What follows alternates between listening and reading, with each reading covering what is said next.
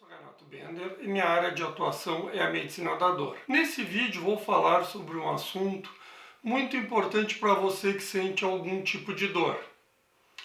Primeiro, o que é a dor? Segundo, quais os tipos de dor? Dor aguda, dor crônica, qual é a diferença? Como prevenir a dor crônica? Isso é possível?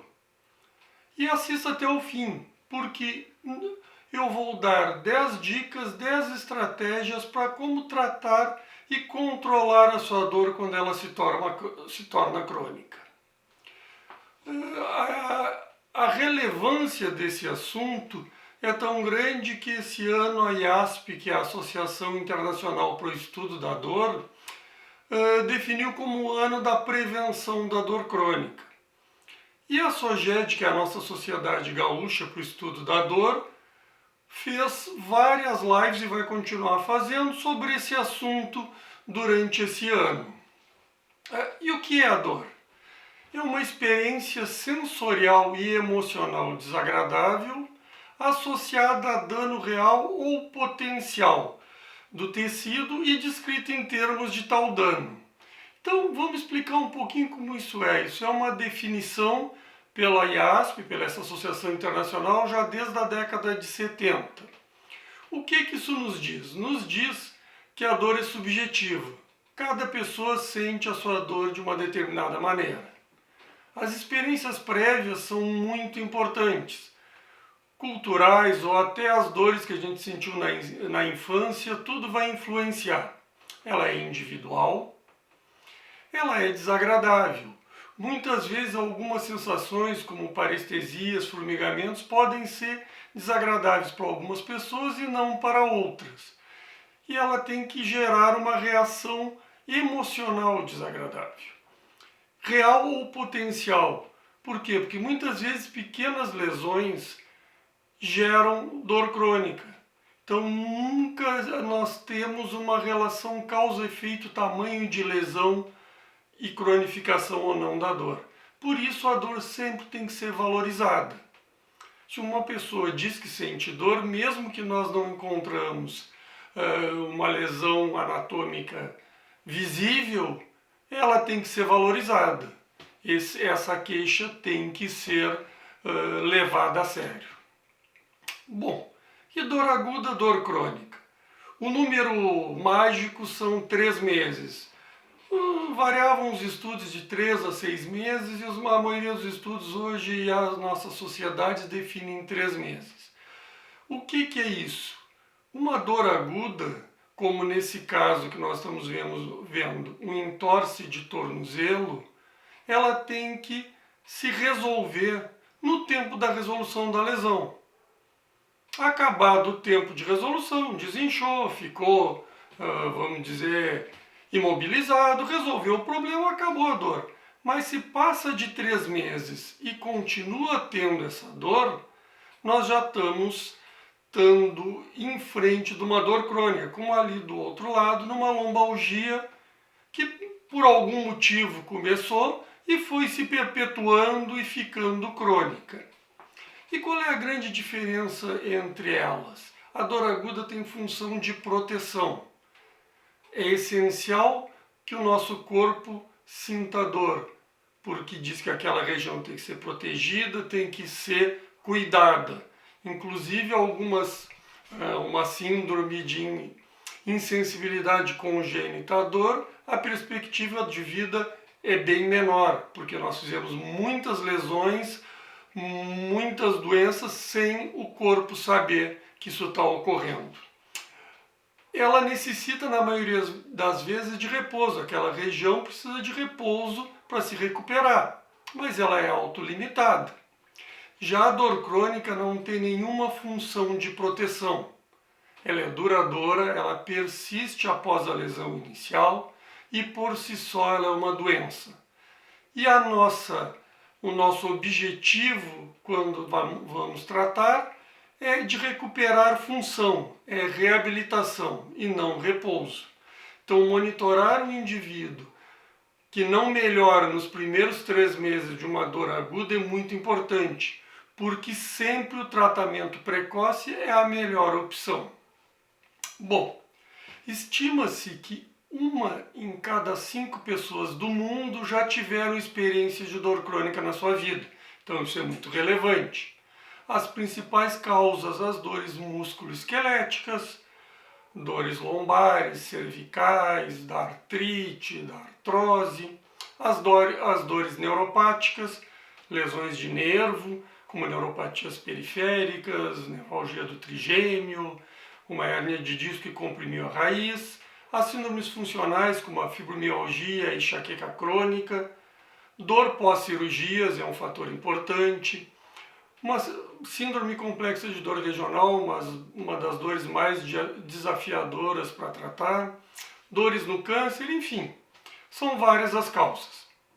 E ela sempre é um fardo para o indivíduo e para a sociedade, levando a impactos físicos, psicológicos, comportamentais e sociais, levando, em última análise, à redução da atividade física geral e um isolamento social. Mas aí muitos pacientes pensam, bom, eu vou me isolar, eu vou ficar quietinho, eu não vou me mexer, que isso vai ajudar eu descansar, aquela região recuperar e tudo vai ficar bem. Mas é exatamente o contrário. Os estudos mostram que atividades moderadas, atividades diárias saudáveis, sempre são a melhor opção. E qual é a chance de a gente reduzir o desenvolvimento da dor crônica? Parece que uma vida saudável é o mais importante. Uma vez que a sua dor se torna crônica, ela é muito mais difícil de tratar. E o que a gente deve fazer para essa prevenção? Nós temos a prevenção primária, que é fazer com que uma dor aguda seja tratada rapidamente para que ela não cronifique. E para isso os médicos têm que adotar uma abordagem individualizada, centrada no paciente e concentrando no tratamento multimodal. Dificilmente nós conseguimos com um procedimento só resolver o problema. Usar medicações, anti-inflamatórios, analgésicos, o que for em dose adequada para resolver essa dor, medidas físicas, gelo, por exemplo, exercícios terapêuticos, controlar o estresse, um apoio psicológico, uma dieta pouco inflamatória e usar procedimentos intervencionistas como bloqueios anestésicos, entre outros, para tratar agudamente aquela situação. Nós temos que ter eficácia. Quanto mais rápido e mais efetivo o tratamento agudo, menos a chance de ficar crônica. E aí a prevenção secundária, o que é isso? É gerenciar e prevenir o agravamento da dor quando ela já se tornou crônica. E aí, o que vamos fazer? Nós temos que entender, em primeiro, que dor crônica é muito difícil de curar totalmente. E que um bom autogerenciamento é a melhor forma de tratamento. Nós temos que ter expectativas realistas. Nós não podemos querer que se resolva 100% do caso e muito rápido, que nós vamos nos frustrar e abandonar o tratamento. Então, os tratamentos multimodais, com várias modalidades, interdisciplinar, com vários profissionais de saúde, são considerados o padrão ouro. Bom, e quais são as 10 dicas que eu falei lá no início para a gente conseguir viver bem, controlar, tornar administrável a dor e continuar o nosso dia a dia, a nossa vida? Primeiro, procurar um especialista em tratamento de dor para coordenar esse tratamento multidisciplinar. Segundo, métodos físicos devem ser utilizados. Frio, calor, eles ajudam bastante, não tem efeito colateral. Procedimentos intervencionistas nessa fase também devem ser usados. E aí com um outro objetivo, o uso de anti-inflamatórios, substâncias viscobiológicas como ácido hialurônico, PRP, proloterapia, enfim, o que seja, para dessensibilizar a região acometida, fazer com que aquele estímulo que cronicamente vai entrando, ele pare e permita que o nosso cérebro, que o nosso sistema nervoso central dê um reset. E aí nós vamos utilizar isso em tendões, músculos, articulações, onde seja necessário. E o que isso vai nos dar? Uma janela de tempo para reabilitar, janela de tempo para utilizar essas 10 dicas, para utilizar a reabilitação física, para recuperar a função desse indivíduo. Quarto, considerar medicações que aumentem o limiar de dor. Nós temos alguns antidepressivos, alguns anticonvulsivantes que modulam o nosso sistema nervoso, o nosso sistema de receptores de dor, fazendo com que eles respondam de uma maneira mais adequada. Eles sempre acabam na dor crônica ficando disfuncionais. Existe o que a gente chama do aprendizado, a neuroplasticidade. Como nossos neurônios aprendem o ensino, aprendem qualquer coisa, os receptores de dor também aprendem a fazer o que eles sabem fazer de melhor, dor. E nós temos então que mudar essa neuroplasticidade. Quinto, continuar os exercícios de leve a moderado, manter o corpo em movimento. A pior opção é a imobilidade. Manter fisioterapia. Sexto, de preferência com profissionais acostumados e especialistas em tratamento de dor. Sétimo, receber suporte psicológico, também de preferência com profissionais especializados na área, porque tem nuances diferentes do paciente de dor crônica, do paciente com problemas emocionais sem dor. Oitavo, utilizar terapias não farmacológicas, como acupuntura, meditação, yoga, hidroterapia, eletroestimulação, entre outras. Isso permite que a gente use uma menor quantidade de medicações e diminuindo assim seus efeitos colaterais.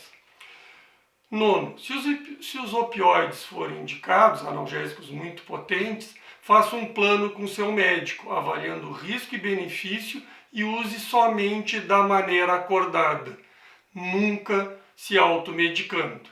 E décimo, lembrar-se sempre que o comportamento de dor, o comportamento doloroso leva à incapacidade, e a incapacidade é a perpetuação da dor. Lute sempre, mas mantenha expectativas realistas para não se frustrar e abandonar o tratamento. Por fim, cada situação de dor tem que ser tratada de maneira individual. Não podemos comparar a minha dor com a dor de outra pessoa. Isso tem que ser sempre de maneira individual. Eu acho que essa é uma das maiores orientações. Bom, espero que tenham gostado desse vídeo, que as informações tenham sido úteis. Curtam, inscreva-se no canal e até a próxima. Tchau!